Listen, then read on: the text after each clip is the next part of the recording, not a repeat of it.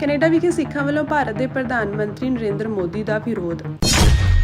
ਸਿੱਖ ਜਥੇਬੰਦੀ ਦਲ ਖਾਲਸਾ ਨੇ ਕੈਨੇਡਾ ਦੇ ਪ੍ਰਧਾਨ ਮੰਤਰੀ ਮਾਰਕ ਕਾਰਨੇ ਨੂੰ ਲਿਖਿਆ ਪੱਤਰ। ਅੰਮ੍ਰਿਤਸਰ ਸਾਹਿਬ ਵਿਖੇ ਮਨਾਈ ਗਈ ਭਾਈ ਅਵਤਾਰ ਸਿੰਘ ਖੰਡਾ ਦੀ ਦੂਸਰੀ ਸ਼ਹੀਦੀ ਬਰਸੀ। ਸਾਡੀ ਲੜਾਈ ਸਟੇਟ ਇੰਡੀਅਨ ਸਟੇਟ ਦੇ ਨਾਲ ਆ, ਸਾਡੀ ਲੜਾਈ ਪੇਪਰ ਦੇ ਨਾਲ ਆ, ਸਾਡੀ ਲੜਾਈ ਇੱਕ ਪਿਆਰ ਦੀ ਵੀ ਲੜਾਈ ਆ, ਜੋ ਸਰਬੱਤ ਦੇ ਭਲੇ ਦੀ ਲੜਾਈ ਆ। ਅਸੀਂ ਕੋਈ ਨਫ਼ਰਤ ਜਾਂ ਬਦਲੇ ਦੀ ਭਾਵਨਾ ਨਾਲ ਨਹੀਂ ਇਹ ਲੜਾਈ ਲੜ ਰਹੇ। ਅਸੀਂ ਉਹਨਾਂ ਨੂੰ ਇਹ ਯਾਦ ਦਿਵਾਉਂਦੇ ਆ ਕਿ ਅਸੀਂ ਭੁੱਲੇ ਨਹੀਂ, ਅਸੀਂ ਭੁੱਲ ਨਹੀਂ ਸਕਦੇ। ਤੇ ਜੇ ਮੋਦੀ ਇੱਥੇ ਆਂਦਾ ਆ ਤਾਂ ਆਪਾਂ ਹਰੇਕ ਹੀਲਾ ਵਸੀਲਾ ਕਰਾਂਗੇ ਇੱਥੇ ਆਪੋਜੀਸ਼ਨ ਦਿਖਾਉਣ ਦਾ। ਇੱਥੇ ਦਾ ਸਿਸਟਮ ਸਾਨੂੰ ਇਹ ਇਜਾਜ਼ਤ ਦਿੰਦਾ ਕਿ ਜੇ ਕੋਈ ਸਰਕਾਰ ਗਲਤ ਫੈਸਲਾ ਲੈਂਦੀ ਆ ਤਾਂ ਅਸੀਂ ਉਹਦੇ ਖਿਲਾਫ ਖੜੇ ਹੋ ਸਕੀਏ, ਆਪਣਾ ਪ੍ਰੋਟੈਸਟ ਜ਼ਾਹਿਰ ਕਰ ਸਕੀਏ। ਉਹੀ ਅੱਜ ਅਸੀਂ ਇੱਥੇ ਕਰਨ ਆਏ ਆ। ਕੈਨੇਡਾ ਵਿਖੇ ਭਾਰਤ ਦੇ ਪ੍ਰਧਾਨ ਮੰਤਰੀ ਨਰਿੰਦਰ ਮੋਦੀ ਦਾ ਸਿੱਖਾਂ ਵੱਲੋਂ ਭਾਰੀ ਵਿਰੋਧ ਕੀਤਾ ਜਾ ਰਿਹਾ ਹੈ। ਕੈਨੇਡਾ ਵਿਖੇ ਹੋ ਰਹੇ G7 ਸੰਮੇਲਨ ਵਿੱਚ ਮੋਦੀ ਦਾ ਵਿਰੋਧ ਕਰਦਿਆਂ ਕੈਨੇਡਾ ਦੇ ਸਿੱਖਾਂ ਵੱਲੋਂ ਕੈਨੇਡੀਅਨ ਪਾਰਲੀਮੈਂਟ ਅੱਗੇ ਰੋਸ ਪ੍ਰਦਰਸ਼ਨ ਕੀਤਾ ਗਿਆ।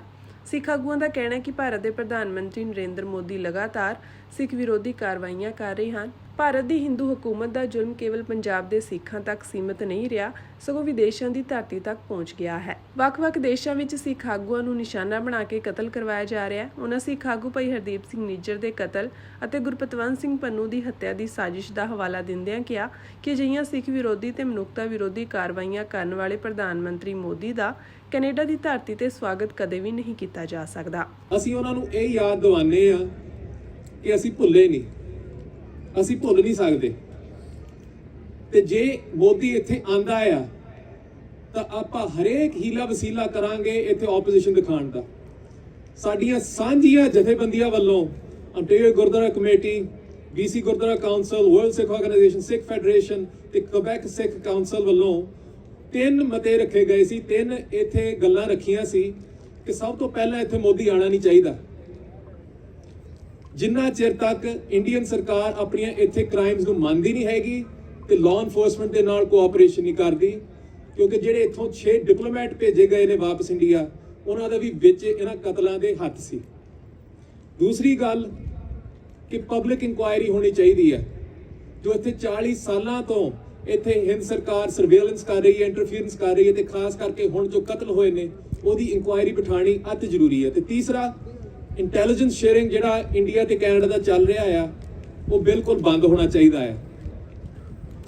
ਇਹ ਸਾਡੀਆਂ ਸਾਰੀਆਂ ਜਥੇਬੰਦੀਆਂ ਦੀ ਸਾਂਝੀ ਇੱਕ ਮੰਗ ਹੈਗੀ ਆ। ਸੋ ਅਸੀਂ ਇੱਥੇ ਇਹ ਆਵਾਜ਼ ਉਠਾਉਣ ਵਾਸਤੇ ਇਕੱਠੇ ਹੋਏ ਆ, ਪਰ ਸਾਨੂੰ ਇੱਕ ਅੰਦਰ ਵੀ ਸੋਚਣਾ ਚਾਹੀਦਾ ਹੈ ਕਿ ਕਿਉਂ ਸਾਡੇ ਨਾਲ ਹੋ ਰਿਹਾ ਆ। ਕੋਈ ਹੋਰ ਲੀਡਰ ਹੁੰਦਾ ਨਾ, ਕੋਈ ਯਹੂਦੀ ਲੀਡਰ ਹੁੰਦਾ ਤੇ ਉਹਨੂੰ ਇਰਾਨ ਆ ਕੇ ਇੱਥੇ ਗੋਲੀ ਮਾਰਦਾ, ਤੁਹਾਨੂੰ ਲੱਗਦਾ ਕਿ ਇਰਾਨ ਦਾ ਲੀਡਰ ਇੱਥੇ ਆ ਸਕਦਾ ਸੀ? ਨਹੀਂ ਸੀ ਆ ਸਕਦਾ। ਫਿਰ ਸਿੱਖਾਂ ਨਾਲ ਇਹ ਦੋਹਰੇ ਮਾਪਦੰਡ ਕਿਉਂ? ਸੈਕੰਡ ਕਲਾਸ ਸਿਟੀਜ਼ਨਸ਼ਿਪ ਕਿਉਂ? ਇਹਦਾ ਜਵਾਬ ਸਪਸ਼ਟ ਇਹੀ ਆ, ਕਿਉਂਕਿ ਅਸੀਂ ਗੁਲਾਮ ਲੋਕ ਹਾਂ। ਸਾਡਾ ਕੋਈ ਦੇਸ਼ ਨਹੀਂ ਹੈਗਾ। ਬਾਕੀ ਲੋਕਾਂ ਦੇ ਪਿੱਠ ਦੇ ਉੱਤੇ ਉਹਨਾਂ ਦੇ ਦੇਸ਼ ਖੜੇ ਹੁੰਦੇ ਨੇ। ਯਹੂਦੀ ਲੋਕਾਂ ਵਾਸਤੇ ਇਜ਼ਰਾਈਲ ਪਿੱਛੇ ਖੜਾ ਹੁੰਦਾ ਆ, ਸਾਡੇ ਪਿੱਛੇ ਕੋਈ ਨਹੀਂ ਹੈਗਾ, ਸਿਰਫ ਗੁਰੂ ਆ। ਸਾਡਾ ਕੋਈ ਦੇਸ਼ ਨਹੀਂ। ਤੇ ਇੱਥੇ 10 ਮਿੰਟ ਦੂਰ ਚਲੇ ਜਾਓ, ਕੁਬੈਕ ਚਲੇ ਜਾਓ, ਤੇ ਉੱਥੇ ਸਾਡੀ ਦਸਤਾਰ ਦੇ ਉੱਤੇ ਪਾਬੰਦੀ ਲੱਗੀ ਹੋਈ ਆ। ਇਹ ਕੋਰਟ, ਸੁਪਰੀਮ ਕੋਰਟ ਦੇ ਵਿੱਚ ਇਹ ਕੇਸ ਸੁਣਿਆ ਜਾਣਾ ਆ। ਸਾਡੀ ਜਥੇਬੰਦੀ ਉਹਦੇ ਵਿੱਚ ਵੀ ਇੱਕ ਪਾਰਟੀ ਹੈਗੀ ਆ। ਪਰ ਤੁਹਾਨੂੰ ਪਤਾ ਹੋਣਾ ਚਾਹੀਦਾ ਬਿੱਲ 21 ਜੋ ਉੱਥੇ ਕੁਬੈਕ ਦੇ ਵਿੱਚ ਲਾਗੂ, ਸਿਰਫ 10 ਮਿੰਟ ਇੱਥੋਂ ਕਿ ਨਾ ਕੋਈ ਸਿੱਖ ਦਸਤਾਰ ਸਜਾ ਕੇ ਟੀਚਰ ਬਣ ਸਕਦਾ, ਨਾ ਪੁਲਿਸ ਅਫਸਰ, ਨਾ ਜੱਜ। ਤੇ ਇਹ ਜਿਹੜੇ ਕਈ ਪ੍ਰੋਵਿੰਸ ਨੇ ਉਹ ਵੀ ਇਹੀ ਕਹਿ ਰਹੇ ਨੇ ਕਿ ਇਸ ਤਰ੍ਹਾਂ ਨੂੰ ਹੱਕ ਹੋਣਾ ਚਾਹੀਦਾ ਹੈ। ਜੇ ਇਸ ਤਰ੍ਹਾਂ ਕੈਨੇਡਾ ਦੇ ਵਿੱਚ ਹੋਇਆ, ਆਪਾਂ ਕਿਹੜੇ ਦੇਸ਼ ਨੂੰ ਆਪਣਾ ਘਰ ਕਹਾਂਗੇ? ਕਿਉਂਕਿ ਸਾਡਾ ਕੋਈ ਘਰ ਨਹੀਂ ਹੈਗਾ। ਕਿ ਉਹ ਜਿਹੜੀ ਜੂਨ 84 ਦੇ ਸ਼ਹੀਦਾਂ ਦੀ ਇੱਕ ਬੂੰਦ ਜਿਹੜੀ ਧਰਤੀ ਤੇ ਡਿੱਗੀ ਆ, 1984 ਤੋਂ ਲੈ ਕੇ ਤੇ ਅੱਜ ਕੈਨੇਡਾ ਦੇ ਵਿੱਚ ਸ਼ਹੀਦ ਭਾਈ ਹਰਦੀਪ ਸਿੰਘ ਨਿੱਜਰ ਦੇ ਖੂਨ ਦੀ ਬੂੰਦ ਤੱਕ ਉਹਨੇ ਹਜ਼ਾਰਾਂ ਯੋਧੇ ਪੈਦਾ ਕੀਤੇ ਆ ਤੇ ਅੱਗੇ ਤੋਂ ਵੀ ਕਰਦੀ ਰਹੇਗੀ। ਸਾਡਾ ਰੋਸ ਕੀ ਆ? ਕੋਈ ਇਹ ਨਾ ਕਵੇ ਕਿ ਅੱਜ ਅਸੀਂ ਕੈਨੇਡਾ ਦੀ ਗਵਰਨਮੈਂਟ ਦੇ ਖਿਲਾਫ ਖੜੇ ਹੋਏ ਆ। ਨਹੀਂ, ਇੱਥੇ ਦਾ ਸਿਸਟਮ ਸਾਨੂੰ ਇਹ ਇਜਾਜ਼ਤ ਦਿੰਦਾ ਕਿ ਜੇ ਕੋਈ ਸਰਕਾਰ ਗਲਤ ਫੈਸਲਾ ਲੈਂਦੀ ਆ ਤਾਂ ਅਸੀਂ ਉਹਦੇ ਖਿਲਾਫ ਖੜੇ ਹੋ ਸਕੀਏ, ਆਪਣਾ ਪ੍ਰੋਟੈਸਟ ਜ਼ਾਹਿਰ ਕਰ ਸਕੀਏ, ਉਹੀ ਅੱਜ ਅਸੀਂ ਇੱਥੇ ਕਰਨ ਆਏ ਆ। ਸਾਡਾ ਪ੍ਰੋਟੈਸਟ ਕੀ ਆ ਕਿ ਕੈਨੇਡਾ ਦੀ ਮੌਜੂਦਾ ਸਰਕਾਰ ਨੇ ਹਿਊਮਨ ਰਾਈਟਸ ਦੇ ਬਦਲੇ ਵਪਾਰ ਨੂੰ ਚੁਣਿਆ। ਉਹ ਜਿਹੜੇ ਸਿੱਖ ਇਸ ਧਰਤੀ ਦੇ ਉੱਤੇ ਉਸ ਵਿਦੇਸ਼ੀ ਹਕੂਮਤ ਭਾਰਤ ਸਰਕਾਰ ਵੱਲੋਂ ਕਤਲ ਕੀਤੇ ਗਏ ਆ, ਸ਼ਹੀਦ ਕੀਤੇ ਗਏ ਆ, ਉਹ ਇਕੱਲੇ ਸਿੱਖ ਨਹੀਂ, ਉਹ ਕੈਨੇਡੀਅਨ ਸਿਟੀਜ਼ਨਸ ਵੀ ਹੈ। ਤੇ ਜਿਨ੍ਹਾਂ ਮੁਲਕਾਂ ਤੋਂ ਅਸੀਂ ਇਹ ਉਮੀਦ ਕਰਦੇ ਹਾਂ ਕਿ ਇਹ ਹੱਕ ਸੱਚ ਦੀ ਜਿਹੜੀ ਸਾਡੀ ਆਵਾਜ਼ ਆ ਉਹ 'ਚ ਸਾਡਾ ਸਾਥ ਦੇਣਗੇ। ਜੇ ਉਹ ਅੱਜ ਸਾਡੇ ਕਾਤਲਾਂ ਨੂੰ ਰੈੱਡ ਕਾਰਪੇਟ ਦੇਣ ਲੱਗ ਪਏ ਤੇ ਸਿੱਖਾਂ ਨੇ ਉਸ ਵੰਗਾਰ ਨੂੰ ਵੀ ਕਬੂਲ ਕੀਤਾ ਤੇ ਸਾਡੀਆਂ ਸੰਸਥਾਵਾਂ ਇਹ ਸਾਰੇ ਬੁਲਾਰੇ ਪਿੱਛੇ ਖੜੇ ਆ, ਸਾਰੇ ਜਿਹੜੇ ਆਪਣੀ ਆਪਣੀ ਗੱਲ ਦੱਸਣਗੇ ਕਿ ਕੀ ਉਦਮ ਜਿਹੜੇ ਕੌਮ ਨੇ ਕੀਤੇ ਆ। ਪਰ ਅਸੀਂ ਉਸ ਕਾਤਲ ਮੋਦੀ ਨੂੰ, ਜਿਹਨੇ ਇਹਨਾਂ ਮੁਲਕਾਂ ਨੂੰ, ਜਿਸ ਬੰਦੇ ਨੂੰ ਇਹਨਾਂ ਮੁਲਕਾਂ ਨੇ 11 ਸਾਲ ਅੱਤਵਾਦੀ ਕਹਿ ਕੇ ਆਪਣੀਆਂ ਬਲੈਕ ਲਿਸਟਾਂ ਦੇ ਵਿੱਚ ਉਹਨੂੰ ਵੀਜ਼ਾ ਨਹੀਂ ਸੀ ਦਿੱਤਾ, ਅੱਜ ਫੇਰ ਉਹ ਉੱਥੇ ਦੀਆਂ ਵਹਿਸ਼ੀ ਭੀੜਾਂ ਦੀਆਂ ਵੋਟਾਂ ਲੈ ਕੇ ਉਸ ਮੁਲਕ ਦਾ ਪ੍ਰਧਾਨ ਮੰਤਰੀ ਬਣ ਕੇ ਇਮਿਊਨਿਟੀ ਪ੍ਰਾਪਤ ਕਰ ਚੁੱਕਾ।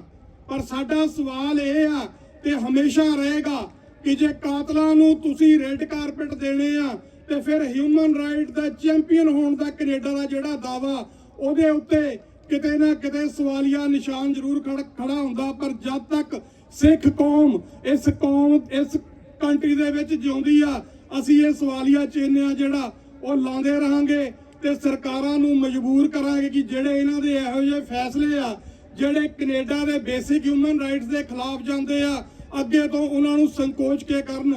ਮਿੱਥੀਏ ਅਸੀਂ ਇੱਥੇ ਅੱਜ ਸਾਡੀ ਲੜਾਈ ਸਟੇਟ ਇੰਡੀਅਨ ਸਟੇਟ ਦੇ ਨਾਲ ਆ, ਸਾਡੀ ਲੜਾਈ ਪੇਪਰ ਦੇ ਨਾਲ ਆ, ਸਾਡੀ ਲੜਾਈ ਇੱਕ ਪਿਆਰ ਦੀ ਵੀ ਲੜਾਈ ਆ ਜੋ ਸਰਬੱਤ ਦੇ ਭਲੇ ਦੀ ਲੜਾਈ ਆ। ਅਸੀਂ ਕੋਈ ਨਫ਼ਰਤ ਜਾਂ ਬਦਲੇ ਦੀ ਭਾਵਨਾ ਨਾਲ ਨਹੀਂ ਇਹ ਲੜਾਈ ਲੜ ਰਹੇ। ਇਹ ਗੱਲ ਵੀ ਇਥੋਂ ਮਿੱਥ ਕੇ ਜਾਣਾ ਆ। ਅਸੀਂ ਹੁਣ ਧਿਆਨ ਧਰੀਏ ਇੱਥੇ ਜਿਹੜੀ ਆ ਕੋਈ ਇੱਥੇ ਪਲਾਨ ਗਾਈਡੈਂਸ, ਇੱਥੇ ਆਉਣ ਤੋਂ ਪਹਿਲਾਂ ਕਿਸੇ ਸੱਜਣ ਨੇ ਕਿਹਾ ਕਿ ਤੁਸੀਂ ਕੋਈ ਗਾਈਡੈਂਸ ਦਿਓ, ਕੋਈ ਪਲਾਨ ਦਿਓ। ਵੀਰੋ ਭੈਣੋ, 365 ਦਿਨ ਹੁੰਦੇ ਆ ਸਾਲ ਦੇ ਵਿੱਚ, ਰੈਲੀਆਂ ਤੇ ਪ੍ਰੋਟੈਸਟਾਂ ਦੇ ਵਿੱਚ ਤੁਸੀਂ ਕੋਈ ਜਿਹੜਾ ਪਲਾਨ ਨਹੀਂ ਸਾਂਝਾ ਕਰਨਾ ਹੈ। ਤੁਸੀਂ ਇੱਥੇ ਆਪਣੀ ਜ਼ਿੰਮੇਵਾਰੀ ਨੂੰ ਰਿਨਿਊ ਕਰਨਾ ਹੈ ਕਿ ਸਾਡੀ ਜ਼ਿੰਮੇਵਾਰੀ ਕੀ ਹੈ, ਤਾਂ ਤੁਸੀਂ ਇੱਥੇ ਪਹੁੰਚੇ ਆ। ਤੁਸੀਂ ਹਿੰਦੁਸਤਾਨ ਦੀ ਸਰਕਾਰ ਨੂੰ ਦਿਖਾਉਣ ਆਏ ਆ ਕਿ ਸਾਡੀਆਂ ਜ਼ਮੀਰਾਂ ਜਾਗਦੀਆਂ ਆ ਹਾਲੇ। ਤੁਸੀਂ ਇੱਥੇ ਆਪਣੇ ਆਪ ਇੱਥੇ ਪ੍ਰਣ ਕਰਨ ਆਏ ਆ ਕਿ ਆਪਣਾ ਹਰੇਕ ਸਵਾਸ ਜਿਹੜਾ ਆ ਉਹ ਗੁਰੂ ਗ੍ਰੰਥ ਤੇ ਗੁਰੂ ਪੰਥ ਨੂੰ ਅਸੀਂ ਸਮਰਪਿਤ ਆ।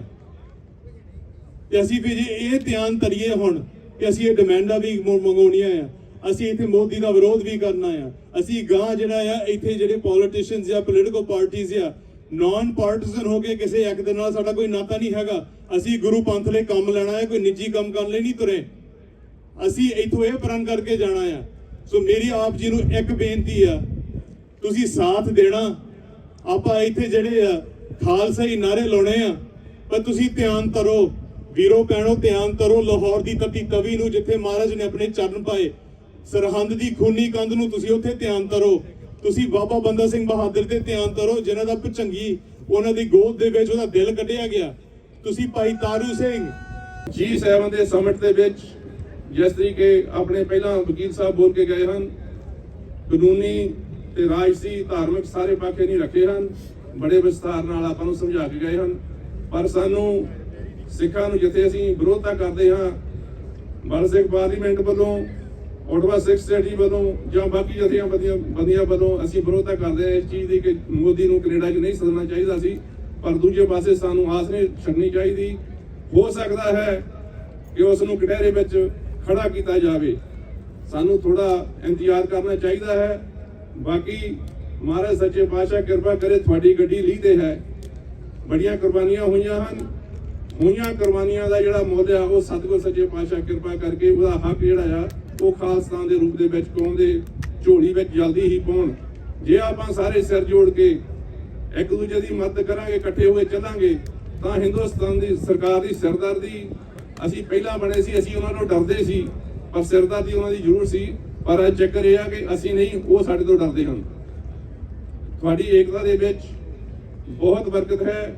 ਤਗੜੇ ਹੋ ਕੇ ਇਸੇ ਹੀ ਤਰੀਕੇ ਦੇ ਨਾਲ ਇਹ ਸਫਲ ਦਿਨ ਮਨਾਏ, ਸਾਡੇ ਇਕੱਠ ਕਰਨੇ ਤਾਂ ਹੀ ਸਫਲ ਹਨ ਜੇ ਅਸੀਂ ਆਪਣੇ ਨਿਸ਼ਾਨੇ ਤੇ, ਆਪਣੇ ਸਿਧਾਂਤਕ ਤੌਰ ਤੇ ਜੋ ਸਾਡੇ ਫਰਜ਼ ਹਨ ਉਹ ਪਛਾਣੀਏ ਤੇ ਇਕੱਠੇ ਹੋ ਕੇ ਹਮਲਾ ਮਾਰ ਕੇ ਸਾਰੀਆਂ ਜਥੇਬੰਦੀਆਂ ਰਲ ਮਿਲ ਕੇ ਆਪਾਂ ਇੱਕ ਦੂਜੇ ਦੀ ਮਦਦ ਕਰਕੇ ਵਰਲਡ ਸਿੱਖ ਪਾਰਲੀਮੈਂਟ ਜਿਸ ਵੀ ਤਰੀਕੇ ਨਾਲ ਤੁਹਾਡੇ ਕਿਸੇ ਕੰਮ ਆ ਸਕਦੀ ਹੈ ਸਾਡੇ ਨਾਲ ਅਪਰੋਚ ਕਰੋ। ਅਸੀਂ ਜ਼ਰੂਰ ਰਲ ਮਿਲ ਕੇ ਸਾਰਿਆਂ ਨਾਲ ਤਾਲਮੇਲ ਕਰਕੇ ਚੱਲਣ ਦੀ ਪੂਰੀ ਕੋਸ਼ਿਸ਼ ਕਰਾਂਗੇ। ਤੁਹਾਡਾ ਆਇਆਂ ਦਾ ਤਹਿ ਦਿਲੋਂ ਧੰਨਵਾਦ ਕਰਦੇ ਹਾਂ।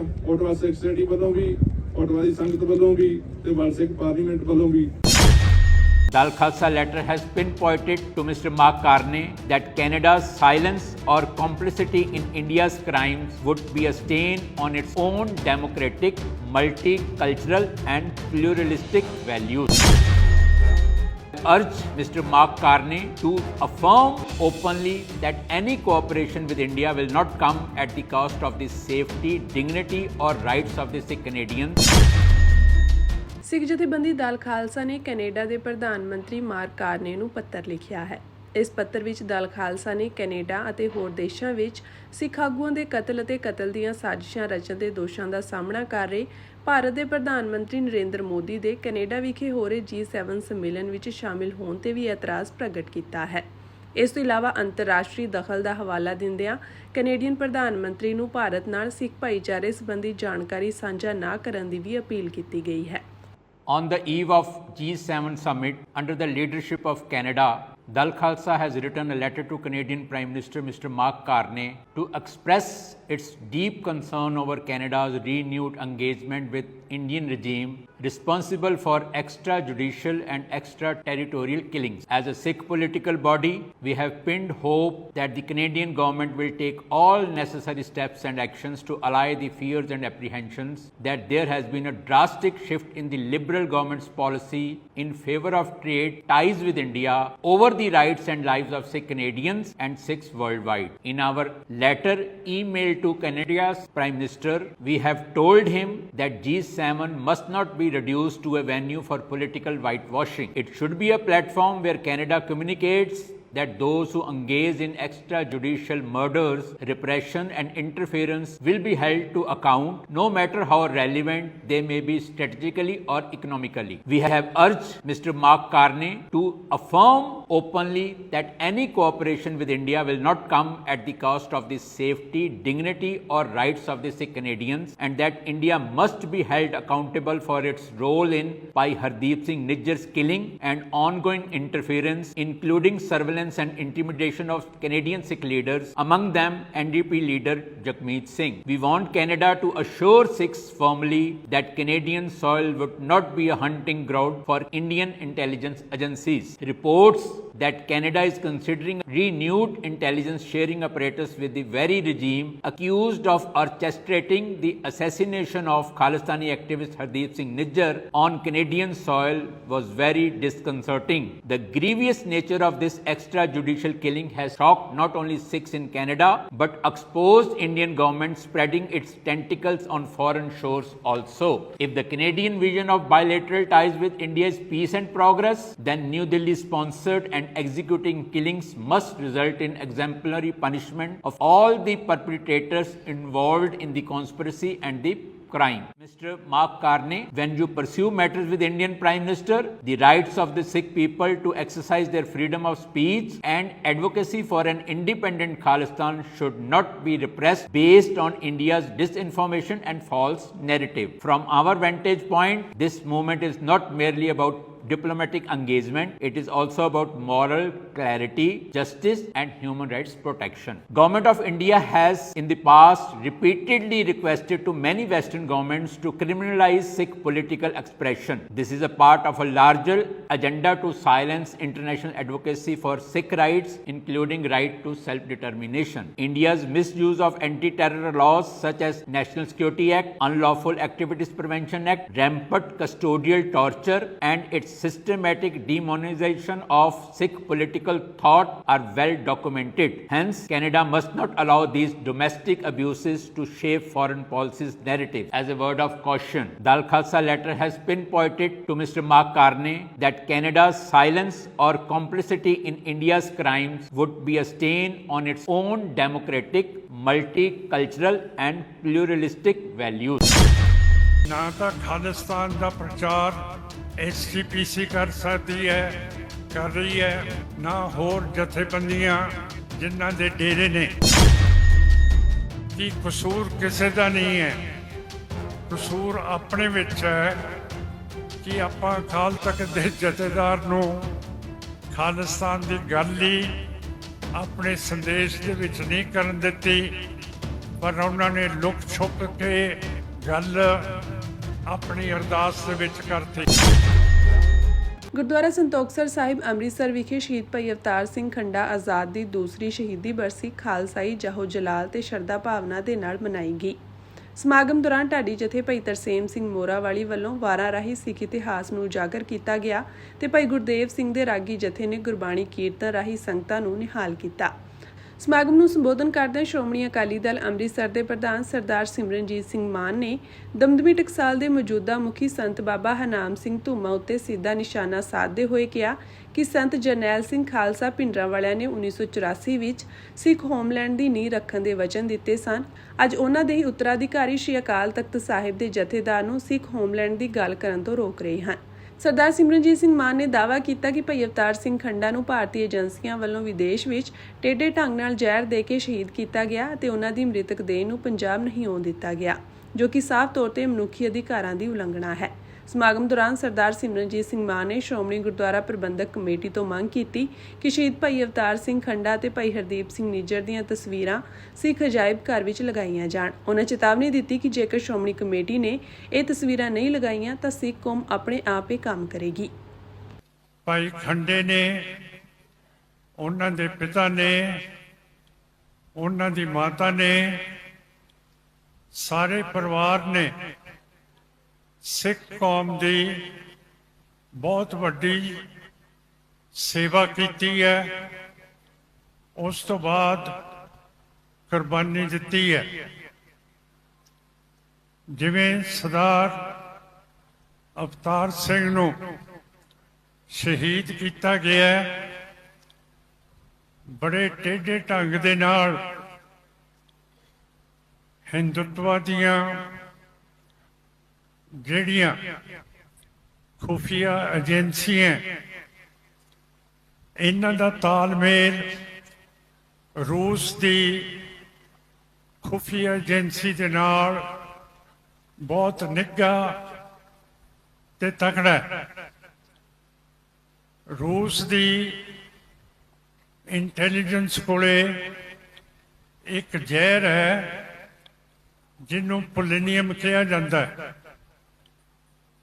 ਉਹ ਜਿਸ ਨੂੰ ਛਕਾ ਦਿੰਦੇ ਹੈ, ਉਹ ਸ਼ਖਸ ਇੱਕਦਮ ਚਿੱਤ ਨਹੀਂ ਹੁੰਦਾ, ਪਰ ਹੌਲੀ ਹੌਲੀ ਉਸ ਨੂੰ ਇਹੋ ਜਿਹੀ ਕੈਂਸਰ ਹੁੰਦੀ ਹੈ ਕਿ ਚਿਰ ਮਗਰੋਂ ਉਹ ਆਪਣਾ ਸਰੀਰ ਛੱਡ ਜਾਂਦਾ ਹੈ।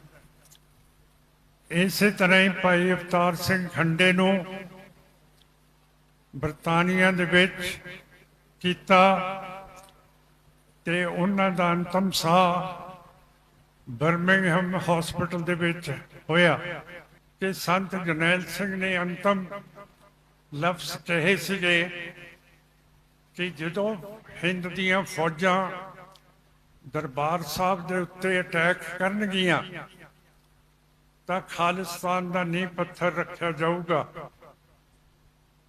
ਅੱਜ ਮੈਂ ਇੱਕ ਬਹੁਤ ਸ਼ਰਮਨਾਕ ਗੱਲ ਕਰਨਾ ਚਾਹੁੰਦਾ ਕਿ ਨਾ ਤਾਂ ਖਾਲਿਸਤਾਨ ਦਾ ਪ੍ਰਚਾਰ SGPC ਕਰ ਸਕਦੀ ਹੈ, ਕਰ ਰਹੀ ਹੈ, ਨਾ ਹੋਰ ਜਥੇਬੰਦੀਆਂ ਜਿਨ੍ਹਾਂ ਦੇ ਡੇਰੇ ਨੇ। ਤੇ 6 ਤਰੀਕ ਨੂੰ ਘੱਲੂਘਾਰਾ ਦਿਵਸ ਦੇ ਵਿੱਚ ਜਦੋਂ ਸਿੰਘ ਸਾਹਿਬ, ਜਥੇਦਾਰ ਸਾਹਿਬ, ਅਕਾਲ ਤਖਤ ਨੇ ਆਪਣਾ ਸੰਦੇਸ਼ ਸਿੱਖ ਕੌਮ ਨੂੰ ਦੇਣਾ ਸੀ, ਉਹਦੇ ਵਿੱਚ ਟਕਸਾਲ ਦੇ ਮੁਖੀ ਤੇ ਉਹਨਾਂ ਦੇ ਸਾਥ ਦੇ ਲੋਕ ਜਿਹੜੇ ਹੈਗੇ ਆ ਨਿਹੰਗ ਨਿਉਂਗ, ਉਹਨਾਂ ਨੇ ਰੌਲਾ ਪਾਤਾ ਕਿ ਅਸੀਂ ਅਕਾਲ ਤਖਤ ਦੇ ਜਥੇਦਾਰ ਤੋਂ ਕੌਮ ਨੂੰ ਸੰਦੇਸ਼ ਨਹੀਂ ਦੇਣ ਦੇਣਾ। ਔਰ ਸਾਡੇ ਅਕਾਲ ਤਖਤ ਦੇ ਜਥੇਦਾਰ ਸਾਹਿਬ ਨੇ ਅਰਦਾਸ ਦੇ ਵਿੱਚ ਜਿਹੜੀ ਤੁਸੀਂ ਹੁਣ ਸਾਰੇ ਗੱਲ ਕਰ ਰਹੇ ਹੋ ਖਾਲਿਸਤਾਨ ਦੀ, ਉਹਨਾਂ ਨੇ ਇਹ ਵੀ ਕਹਿਤਾ ਜਿਹੜੇ ਮੈਂ ਨਾਂ ਲਏ ਹੈ ਬਾਹਰ ਦੇ ਮੁਲਕਾਂ 'ਚ ਕਿ ਇਸ ਸਰਕਾਰ ਨੇ ਇਹ ਸੱਜਣ ਸ਼ਹੀਦ ਕਰਤੇ ਹੈ।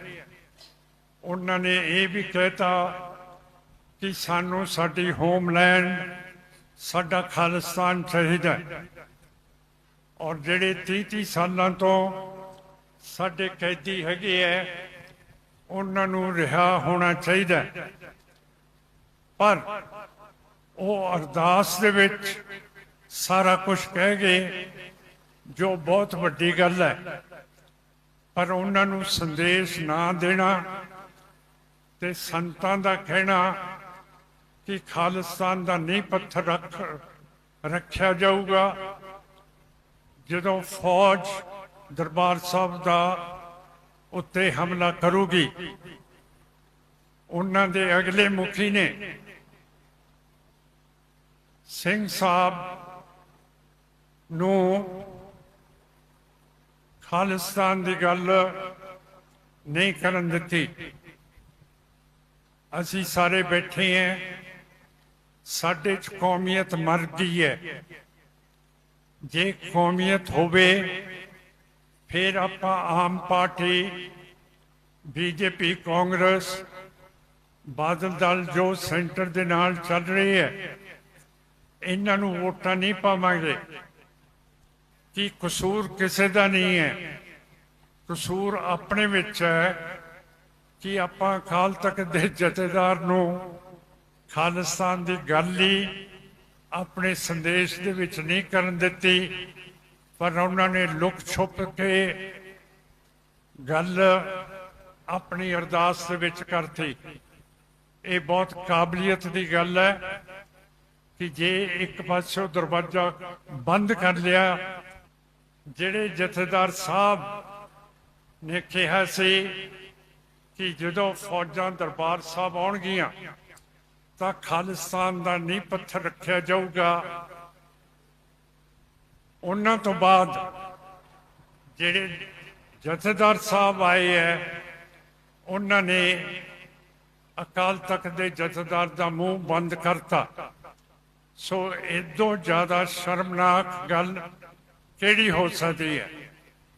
ਸੋ ਇਹ ਭਰਾਵੋ ਬੀਬੀਓ, ਇੱਥੇ ਆਪਾਂ ਖੜੇ ਹਾਂ ਤੇ ਅਸੀਂ ਤਾਂ ਖੜੇ ਰਹਾਂਗੇ, ਪਰ ਜਿੰਨਾ ਚਿਰ ਤੁਸੀਂ ਹਿਲਚੁਲ ਨਹੀਂ ਦਿਖਾਓਗੇ, ਤੁਸੀਂ ਵੋਟਾਂ ਦੇ ਉੱਤੇ ਨਹੀਂ ਆਓਗੇ, ਪੰਥ ਦੀ ਆਵਾਜ਼ ਨੂੰ ਨਹੀਂ ਚੱਕੋਗੇ, ਤਾਂ ਫਿਰ ਹਾਲਾਤ ਆਪਾਂ ਪਿੱਟੀ ਜਾਵਾਂਗੇ। ਜਿਵੇਂ ਅੱਜ ਆਪਾਂ ਖਾਲਿਸਤਾਨ ਕਰਦੇ ਰਹੇ, ਪਰ ਮੇਰਾ ਮਤਲਬ ਗੱਲ ਕੋਈ ਨਹੀਂ ਬਣੀ, ਕਿਉਂ ਕਰਕੇ ਅਸੀਂ ਖਾਲਿਸਤਾਨ ਦੀ ਗੱਲ ਜਦੋਂ ਵੋਟ ਆਉਂਦੀ ਹੈ ਉਦੋਂ ਆਪਾਂ ਇਹਦੀ ਗੱਲ ਭੁਲਾ ਦਿੰਦੇ ਹਾਂ। ਇਹ ਸ਼੍ਰੀ ਅਕਾਲ ਤਖਤ ਸਾਹਿਬ ਹਰ ਪੱਖ ਤੋਂ ਸਾਡੀ ਹਮੇਸ਼ਾ ਅਗਵਾਈ ਕਰਦਾ ਹੈ, ਕਰਦਾ ਰਹੇਗਾ। ਇਹ ਧੀਆਂ ਭੈਣਾਂ ਦੀ ਰਾਖੀ ਦੇ ਲਈ ਗੁਰੂ ਦਾ ਸਿਰਜਿਆ ਹੋਇਆ ਉਹ ਤਖਤ ਹੈ ਜਿੱਥੇ ਹਮੇਸ਼ਾ ਹੀ ਗਰੀਬਾਂ ਧੀਆਂ ਭੈਣਾਂ ਦੀ ਫਰਿਆਦ ਸੁਣੀ ਜਾਂਦੀ ਰਹੀ। ਸ਼੍ਰੋਮਣੀ ਗੁਰਦੁਆਰਾ ਪ੍ਰਬੰਧਕ ਕਮੇਟੀ ਵੱਲੋਂ ਸਿੱਖ ਕੌਮ ਦੇ ਸਰਵਉੱਚ ਸਥਾਨ ਸ਼੍ਰੀ ਅਕਾਲ ਤਖਤ ਸਾਹਿਬ ਦਾ ਸਥਾਪਨਾ ਦਿਵਸ ਬੜੀ ਹੀ ਸ਼ਰਧਾ ਭਾਵਨਾ ਦੇ ਨਾਲ ਮਨਾਇਆ ਗਿਆ। ਇਸ ਸੰਬੰਧ ਵਿੱਚ ਸ਼੍ਰੀ ਅਕਾਲ ਤਖਤ ਸਾਹਿਬ ਵਿਖੇ ਸ਼੍ਰੀ ਅਖੰਡ ਪਾਠ ਸਾਹਿਬ ਦੇ ਭੋਗ ਮਗਰੋਂ ਸ਼੍ਰੀ ਹਰਿਮੰਦਰ ਸਾਹਿਬ ਦੇ ਹਜ਼ੂਰੀ ਰਾਗੀ ਜਥੇ ਨੇ ਗੁਰਬਾਣੀ ਕੀਰਤਨ ਕੀਤਾ। ਇਸ ਮੌਕੇ ਆਪਣੇ ਸੰਬੋਧਨ ਦੌਰਾਨ ਸ਼੍ਰੀ ਅਕਾਲ ਤਖਤ ਸਾਹਿਬ ਦੇ ਕਾਰਜਕਾਰੀ ਜਥੇਦਾਰ ਗਿਆਨੀ ਕੁਲਦੀਪ ਸਿੰਘ ਗੜਗੱਜ ਨੇ ਸ਼੍ਰੀ ਅਕਾਲ ਤਖਤ ਸਾਹਿਬ ਦੇ ਸਥਾਪਨਾ ਦਿਵਸ ਦੀ ਸੰਗਤ ਨੂੰ ਵਧਾਈ ਦਿੰਦਿਆਂ ਕਿਹਾ ਕਿ 6ਵੇਂ ਪਾਤਸ਼ਾਹ ਸ਼੍ਰੀ ਗੁਰੂ ਹਰਗੋਬਿੰਦ ਸਾਹਿਬ ਜੀ ਰਾਹੀਂ ਸਥਾਪਿਤ ਸ਼੍ਰੀ ਅਕਾਲ ਤਖਤ ਸਾਹਿਬ ਸਿੱਖ ਕੌਮ ਲਈ ਕੇਵਲ ਇਮਾਰਤ ਨਹੀਂ, ਸਗੋਂ ਇੱਕ ਸੱਚਾ ਸੁੱਚਾ ਸੰਕਲਪ ਹੈ ਜਿਸ ਨੇ ਕੌਮ ਦੀ ਆਜ਼ਾਦ ਹੋਂਦ ਹਸਤੀ ਨੂੰ ਰੂਪਮਾਨ ਕੀਤਾ। ਉਹਨਾਂ ਸਮੁੱਚੀ ਸਿੱਖ ਕੌਮ ਨੂੰ ਆਪਣੇ ਰਾਜਸੀ ਮਤਭੇਦ ਭੁਲਾ ਕੇ ਸ਼੍ਰੀ ਅਕਾਲ ਤਖਤ ਸਾਹਿਬ ਦੇ ਨਿਸ਼ਾਨ ਹੇਠ ਇਕੱਠੇ ਹੋਣ ਦੀ ਅਪੀਲ ਕਰਦਿਆਂ ਕਿਹਾ ਕਿ ਜੇਕਰ ਅਸੀਂ ਚਾਹੁੰਦੇ ਹਾਂ ਕਿ ਸਾਡੀਆਂ ਗੁਲਾਮੀ ਦੀਆਂ ਜੰਜੀਰਾਂ ਟੁੱਟਣ ਤਾਂ ਸਾਨੂੰ ਇੱਕ ਨਿਸ਼ਾਨ, ਇੱਕ ਵਿਧਾਨ ਹੇਠ ਇਕੱਠੇ ਹੋ ਕੇ ਕੌਮ ਦੀ ਚੜ੍ਹਦੀ ਕਲਾ ਲਈ ਸਾਂਝੇ ਯਤਨ ਕਰਨੇ ਹੋਣਗੇ। ਇਸ ਮੌਕੇ ਉਹਨਾਂ ਸਿੱਖ ਜਗਤ ਨੂੰ ਗੁਰੂ ਬਖਸ਼ੀ ਰਹਿਣੀ ਦੇ ਧਾਰਨੀ ਬਣਨ ਦੀ ਪ੍ਰੇਰਣਾ ਕੀਤੀ ਅਤੇ ਗੁਰਬਾਣੀ ਅਨੁਸਾਰ ਜੀਵਨ ਸੇਧਾ ਨਿਰਧਾਰਤ ਕਰਨ ਲਈ ਕਿਹਾ। ਅੱਜ ਸਮੁੱਚੀ ਕੌਮ ਸ਼੍ਰੀ ਅਕਾਲ ਤਖਤ ਸਾਹਿਬ ਜੀ ਦਾ ਸਿਰਜਣਾ ਦਿਹਾੜਾ ਮਨਾ ਰਹੀ ਹੈ। ਅੱਜ ਦੇ ਹੀ ਦਿਨ ਮੀਰੀ ਪੀਰੀ ਦੇ ਮਾਲਕ ਸ੍ਰੀ ਗੁਰੂ ਹਰਗੋਬਿੰਦ ਪਾਤਸ਼ਾਹ ਜੀ ਨੇ 1606 ਦੇ ਵਿੱਚ ਸ੍ਰੀ ਅਕਾਲ ਤਖਤ ਸਾਹਿਬ ਦੀ ਸਿਰਜਣਾ ਕੀਤੀ। ਸਾਡੀ ਤਵਾਰੀਖ ਦੇ ਅੰਦਰ ਲਿਖਿਆ ਹੈ ਕਿ ਪਹਿਲੀ ਇੱਟ ਆਪ ਮੀਰੀ ਪੀਰੀ ਦੇ ਮਾਲਕ ਗੁਰੂ ਹਰਗੋਬਿੰਦ ਪਾਤਸ਼ਾਹ ਜੀ ਨੇ ਲਗਾਈ ਹੈ। ਉਸ ਤੋਂ ਉਪਰੰਤ ਬਹੁਤ ਹੀ ਸਤਿਕਾਰਯੋਗ ਬਾਬਾ ਬੁੱਢਾ ਸਾਹਿਬ ਅਤੇ ਭਾਈ ਗੁਰਦਾਸ ਜੀ ਨੇ ਇਸ ਮੁਬਾਰਕ ਥੜੇ ਦੀ ਸੇਵਾ ਆਪ ਆਪਣੇ ਹੱਥੀਂ ਕੀਤੀ।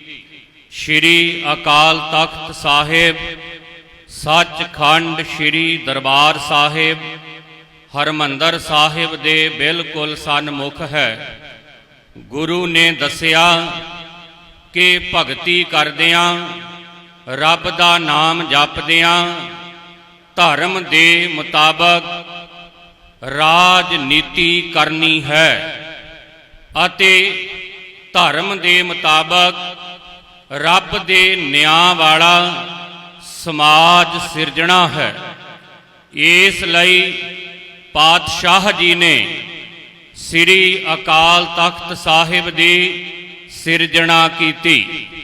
ਸੱਚੇ ਪਾਤਸ਼ਾਹ ਜੀ ਦਾ ਇਹ ਜੋ ਪਾਵਨ ਤਖਤ ਹੈ, ਇਹ ਸਮੇਂ ਦੇ ਨਿਜ਼ਾਮ ਦੇ ਮੁਤਾਬਕ ਆਪਣੇ ਆਪ ਨੂੰ ਕਦੇ ਨਹੀਂ ਬਦਲਦਾ ਹੈ। ਇਹ ਸ਼੍ਰੀ ਅਕਾਲ ਤਖਤ ਸਾਹਿਬ ਅਕਾਲ ਪੁਰਖ ਦਾ ਤਖਤ ਹੈ। ਇਸ ਦੇ ਮਾਲਕ ਮੀਰੀ ਪੀਰੀ ਦੇ ਮਾਲਕ ਸ੍ਰੀ ਗੁਰੂ ਹਰਗੋਬਿੰਦ ਪਾਤਸ਼ਾਹ ਨੇ। ਜਿਵੇਂ ਸਮੇਂ ਦੀਆਂ ਹਕੂਮਤਾਂ ਬਦਲਦੀਆਂ ਨੇ, ਤਖਤਾਂ ਦੇ ਨਿਜ਼ਾਮ ਬਦਲਦੇ ਨੇ, ਸ਼੍ਰੀ ਅਕਾਲ ਤਖਤ ਸਾਹਿਬ ਦਾ ਨਿਜ਼ਾਮ ਸਦਾ ਹੀ ਧਰਮ ਦੇ ਮੁਤਾਬਕ, ਗੁਰੂ ਦੇ ਸਿਧਾਂਤ ਦੇ ਮੁਤਾਬਕ ਅਤੇ ਅਕਾਲ ਪੁਰਖ ਦੇ ਹੁਕਮ ਦੇ ਮੁਤਾਬਕ ਹੈ।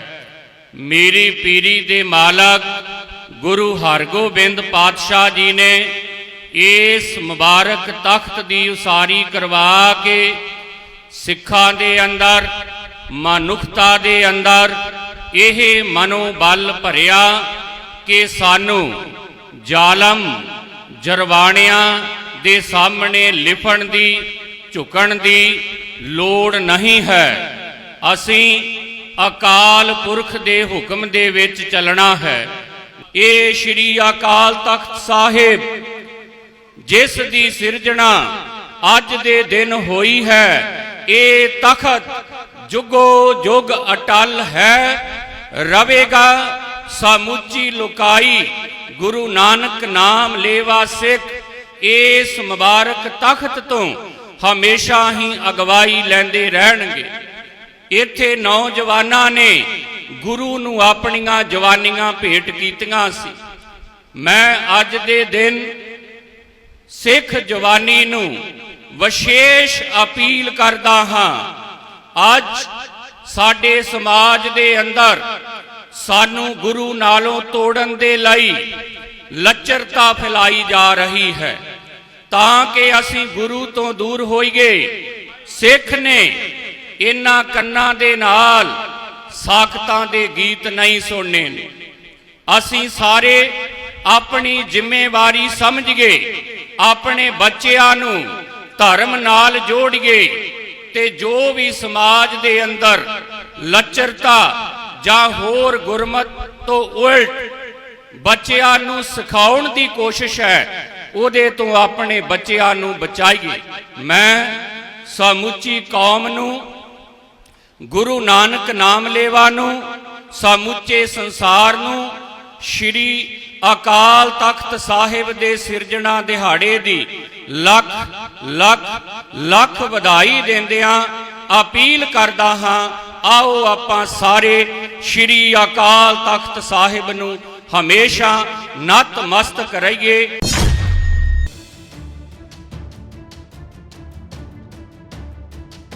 ਇਜ਼ਰਾਈਲ ਅਤੇ ਈਰਾਨ ਵਿਚਕਾਰ ਮਿਜ਼ਾਈਲ ਹਮਲੇ ਐਤਵਾਰ ਰਾਤ ਤੋਂ ਸੋਮਵਾਰ ਸਵੇਰ ਤੱਕ ਜਾਰੀ ਰਹੇ, ਜਦੋਂ ਕਿ ਅੰਤਰਰਾਸ਼ਟਰੀ ਭਾਈਚਾਰਾ ਦੋਵਾਂ ਦੇਸ਼ਾਂ ਨੂੰ ਜੰਗ ਰੋਕਣ ਦੀ ਅਪੀਲ ਕਰ ਰਿਹਾ ਹੈ। ਇਹ ਟਕਰਾਅ ਲਗਾਤਾਰ ਤੀਜੇ ਦਿਨ ਵਿੱਚ ਦਾਖਲ ਹੋ ਗਿਆ ਹੈ। ਤਹਿਰਾਨ ਨੇ ਇਜ਼ਰਾਈਲ ਤੇ ਆਪਣੀਆਂ ਤੇਲ ਰਿਫਾਈਨਰੀਆਂ ਨੂੰ ਨਿਸ਼ਾਨਾ ਬਣਾਉਣ ਅਤੇ ਇਸਲਾਮਿਕ ਰੈਵੋਲਿਊਸ਼ਨਰੀ ਗਾਰਡ ਕੋਰ ਦੇ ਖੁਫੀਆ ਮੁਖੀ ਸਮੇਤ 2 ਹੋਰ ਸੀਨੀਅਰ ਜਨਰਲਾਂ ਨੂੰ ਮਾਰਨ ਦਾ ਦੋਸ਼ ਲਗਾਇਆ ਹੈ। ਈਰਾਨ ਨੇ ਇਹ ਵੀ ਕਿਹਾ ਕਿ ਤਾਜ਼ਾ ਹਵਾਈ ਹਮਲਿਆਂ ਵਿੱਚ ਬਹੁਤ ਸਾਰੇ ਆਬਾਦੀ ਵਾਲੇ ਖੇਤਰ ਪ੍ਰਭਾਵਿਤ ਹੋਏ ਹਨ। ਈਰਾਨੀ ਸਿਹਤ ਅਧਿਕਾਰੀਆਂ ਦੇ ਅਨੁਸਾਰ ਸ਼ੁੱਕਰਵਾਰ ਤੋਂ ਸ਼ੁਰੂ ਹੋਏ ਇਜ਼ਰਾਈਲੀ ਹਮਲਿਆਂ ਵਿੱਚ ਹੁਣ ਤੱਕ 224 ਲੋਕਾਂ ਦੀ ਮੌਤ ਹੋ ਗਈ ਹੈ ਅਤੇ 1277 ਲੋਕ ਜ਼ਖਮੀ ਹੋਏ ਹਨ। ਹਾਲਾਂਕਿ ਇਹ ਸਪਸ਼ਟ ਨਹੀਂ ਕੀਤਾ ਗਿਆ ਕਿ ਇਨ੍ਹਾਂ ਵਿੱਚੋਂ ਕਿੰਨੇ ਨਾਗਰਿਕ ਹਨ ਅਤੇ ਕਿੰਨੇ ਸੈਨਿਕ ਹਨ। ਇਸ ਦੇ ਨਾਲ ਹੀ ਇਜ਼ਰਾਈਲ ਦਾ ਕਹਿਣਾ ਹੈ ਕਿ ਉਹ ਈਰਾਨ ਦੇ ਪਰਮਾਣੂ ਠਿਕਾਣਿਆਂ ਅਤੇ ਫੌਜੀ ਲੀਡਰਸ਼ਿਪ ਨੂੰ ਨਿਸ਼ਾਨਾ ਬਣਾ ਰਿਹਾ ਹੈ। ਇਸ ਦੇ ਅਨੁਸਾਰ ਈਰਾਨ ਨੇ ਸ਼ੁੱਕਰਵਾਰ ਤੋਂ ਹੁਣ ਤੱਕ 270 ਤੋਂ ਵੱਧ ਮਿਜ਼ਾਈਲਾਂ ਦਾਗੀਆਂ ਹਨ। ਇਨ੍ਹਾਂ ਵਿੱਚੋਂ ਜ਼ਿਆਦਾਤਰ ਇਜ਼ਰਾਈਲ ਦੇ ਹਵਾਈ ਰੱਖਿਆ ਪ੍ਰਣਾਲੀ ਦੁਆਰਾ ਨਸ਼ਟ ਕਰ ਦਿੱਤੀਆਂ ਗਈਆਂ ਸਨ, ਪਰ 22 ਮਿਜ਼ਾਈਲਾਂ ਬਚ ਗਈਆਂ ਜੋ ਰਿਹਾਇਸ਼ੀ ਖੇਤਰਾਂ ਵਿੱਚ ਡਿੱਗੀਆਂ। ਇਨ੍ਹਾਂ ਵਿੱਚ 14 ਲੋਕ ਮਾਰੇ ਗਏ ਅਤੇ 390 ਹੋਰ ਜ਼ਖਮੀ ਹੋਏ।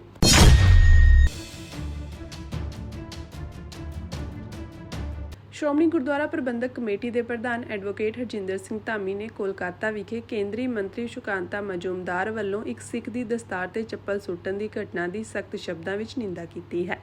ਐਡਵੋਕੇਟ ਧਾਮੀ ਨੇ ਕਿਹਾ ਕਿ ਇਹ ਘਟਨਾ ਸਿੱਖ ਕੌਮ ਦੀਆਂ ਭਾਵਨਾਵਾਂ ਨੂੰ ਠੇਸ ਪਹੁੰਚਾਉਣ ਵਾਲੀ ਹੈ। ਉਨ੍ਹਾਂ ਆਖਿਆ ਕਿ ਦਸਤਾਰ ਸਿੱਖ ਧਰਮ ਦਾ ਅਟੁੱਟ ਅੰਗ ਹੈ ਅਤੇ ਸਿੱਖ ਪਛਾਣ ਦਾ ਪ੍ਰਤੀਕ ਹੈ, ਜਿਸ ਦੀ ਅਜਿਹੀਆਂ ਹਰਕਤਾਂ ਨਾਲ ਬੇਅਦਬੀ ਕਰਨਾ ਸਮੁੱਚੀ ਸਿੱਖ ਕੌਮ ਦੇ ਜਜ਼ਬਾਤਾਂ ਨੂੰ ਸੱਟ ਮਾਰਨ ਦੇ ਬਰਾਬਰ ਹੈ। ਐਡਵੋਕੇਟ ਧਾਮੀ ਨੇ ਕਿਹਾ ਕਿ ਕੇਂਦਰ ਦੇ ਮੰਤਰੀਆਂ ਦਾ ਫਰਜ਼ ਹੈ ਕਿ ਉਹ ਹਰ ਧਰਮ ਦੇ ਲੋਕਾਂ ਦਾ ਸਤਿਕਾਰ ਅਤੇ ਇੱਜ਼ਤ ਮਾਣ ਕਰਨ ਅਤੇ ਸਮਾਜ ਵਿਰੋਧੀ ਅਜਿਹੀਆਂ ਹਰਕਤਾਂ ਕਰਨ ਵਾਲਿਆਂ ਵਿਰੁੱਧ ਸਖਤ ਕਾਰਵਾਈ ਕਰਨ, ਪਰ ਜਦੋਂ ਸਿਖਰਲੇ ਅਹੁਦਿਆਂ ਤੇ ਬੈਠੇ ਲੋਕ ਹੀ ਅਜਿਹੀਆਂ ਨਿੰਦਣਯੋਗ ਹਰਕਤਾਂ ਕਰਨਗੇ ਤਾਂ ਆਮ ਲੋਕਾਂ ਦਾ ਸਰਕਾਰ ਅਤੇ ਸਮਾਜਿਕ ਨਿਆਂ ਤੇ ਭਰੋਸਾ ਕਿਵੇਂ ਕਾਇਮ ਰਹੇਗਾ।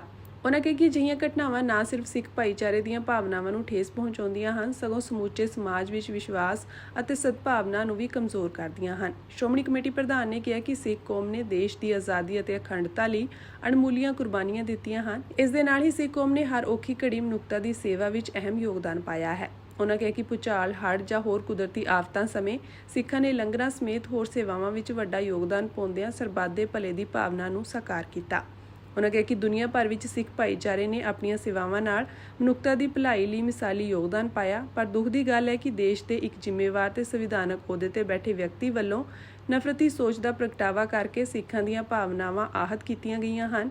ਅਜਿਹੇ ਵਿਅਕਤੀ ਖਿਲਾਫ ਸਰਕਾਰ ਨੂੰ ਸਖਤ ਕਾਰਵਾਈ ਕਰਨੀ ਚਾਹੀਦੀ ਹੈ ਤਾਂ ਜੋ ਭਵਿੱਖ ਅੰਦਰ ਕੋਈ ਵੀ ਅਜਿਹੀ ਮਾਨਵ ਵਿਰੋਧੀ ਹਰਕਤ ਨਾ ਕਰੇ।